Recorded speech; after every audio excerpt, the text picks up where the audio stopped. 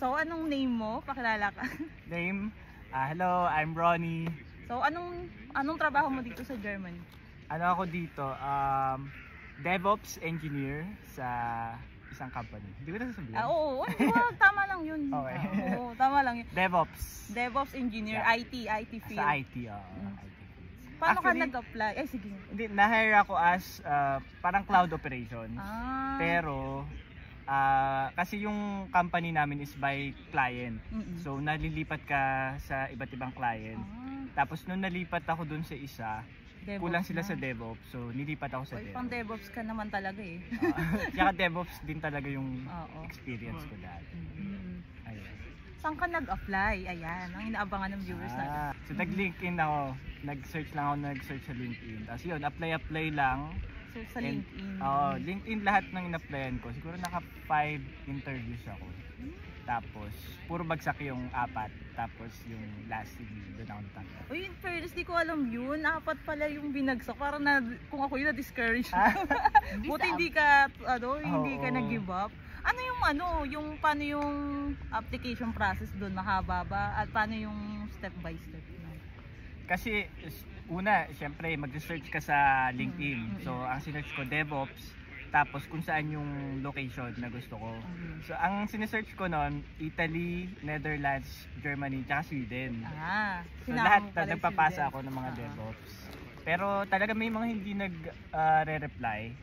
Kagaya sa Sweden, parang hindi ako nakakuha ng reply sa Sweden. And then may nagre-reply na, sorry, hindi ka fit sa ganyan. Tapos, yun, may mga nagre-reply na for interview. Ayun, doon ko nakuha yung mga interview.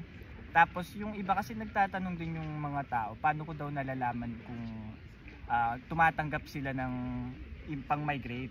Diba yun yung madalas na tanong? Oo, yun. Ang tinitingnan ko, pag English yung job description, for sure, tumatanggap sila ng foreigner. Magandang tip yun ganun pala yun. Kasi ako, basta nag-apply, nag-send, pati French, company, nag-send ako. Sa LinkedIn.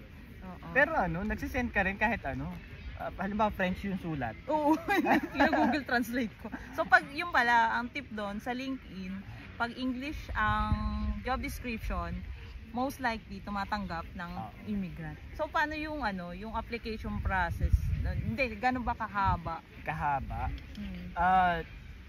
So, kukunin ko lang kung saan ako natanggap. Saan natanggap? Ilang interview ba? Nag-take exam ba yun? Ganit, yung 4 kasi na binagsak ko, may exam. So bumabagsak talaga ako lagi sa technical exam. Sobrang hirap nila magpa-exam. Yung last, yung natanggap ako, wala silang exam.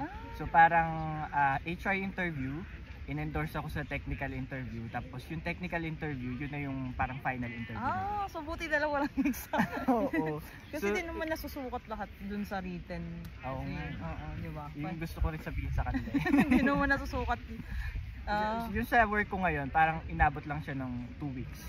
May offer na. May offer na. Magkano yung sweldo mo? Yung sweldo ko is... Grabe! Ang yaman naman. Talagang may pag-unlad na nawala sa laylayan si Ronnie dahil sa pagtatrabaho sa Germany. Ayun, ano pa? Yung naman, nung after nung matanggap mo yung job offer, ano yung mga nangyari? So, dito kasi sa Germany, parang pinakaunang kailangan mong gawin is yung, ano yung nga ba yung tawag doon? Evaluation ng mo. Nagganon din siguro kayo sa Sweden. Parang pina-evaluate mo yung degree mo sa Pilipinas. Wala kami nun.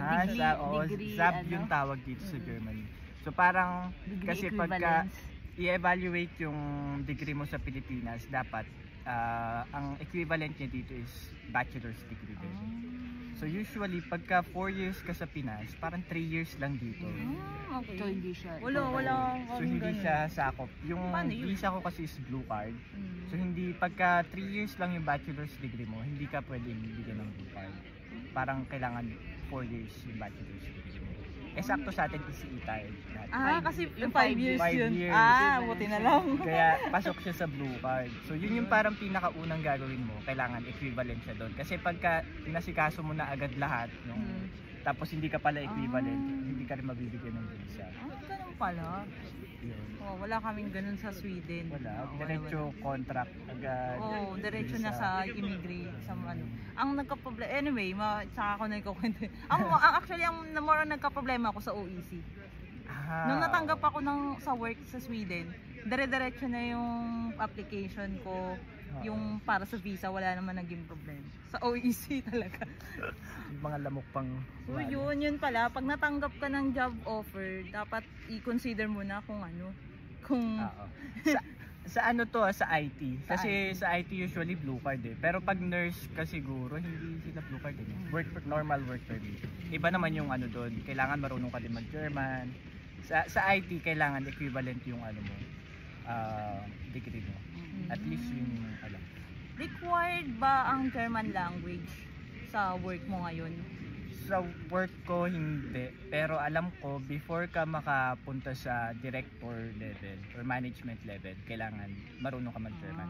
Para kasi kakausap ka ng client Yung mga client namin mga German. Ayun. So hindi naman pag entry level, tumatanggap naman sila ng hindi marunong mag-German. Oo. Tapos nakaka-start kasi may mga work na pag-aaralin ka muna ng language. Oo, pero ito diretso na work. Ganyan. So kumusta naman ang pamumuhay mo rito? Parang ano yung main siguro mako-compare mo sa Pinas, parang gano'n. Syempre yung quality of life dito iba talaga. Syempre yung traffic, yun talaga yung nami-miss ko sa Pinas.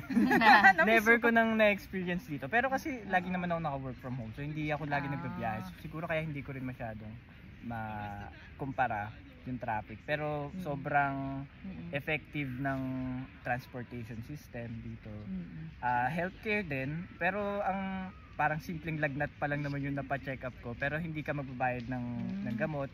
Parang re-resetahan ka lang, pupunta ka sa butika, tapos bibigyan ka na ng libreng gamot. Kasakit ka na pala.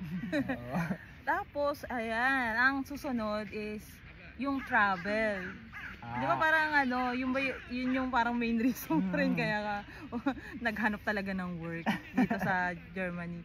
So, ano na yung mga countries ang napuntahan mo simula nang lumipat ka dito? Grabe. Sige, isa-isahin ko talaga. Oo, kaya natin yan. Nung pagpunta ko pa lang dito, kasi April 15 yung start ko, nakarating ako dito April 4. Nag-travel agad ako sa Rome, kasi andun yung mga tita ko.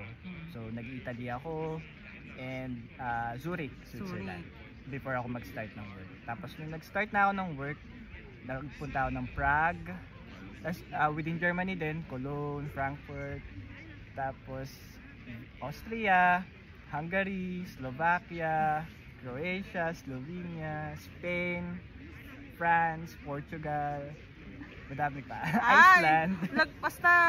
Lagpas 15 na. Tinrak ko So lagpas 15. So, ayun, thank you for answering my questions. May social media ka pa, so you can Promote. Yeah, people can follow your adventures. As one of the Pinoy travelers in Europe. Germany. Yeah. Ano na lang. Kung okay lang naman kung ayaw mo. Tingnan nyo na lang sa tag nito. Sige, ako ni Grace. tag na lang kita. Pero Ronnie yung Instagram. Oo nga pala. Medyo mahirap siyang. I-tag mo na lang. Comment down below. Yeah, thank you. Yeah, sana may natutunan kayo. Kaya kung gusto niyo mag-travel sa Europe ng hindi hassle sa visa, yan na, mag-work na kayo. Mag-work na kayo dito. Mag-apply na kayo. Marami sa LinkedIn, lalo na pag IT. Sobra. Di ba? Ayun. Bye-bye. Nakakatuwa.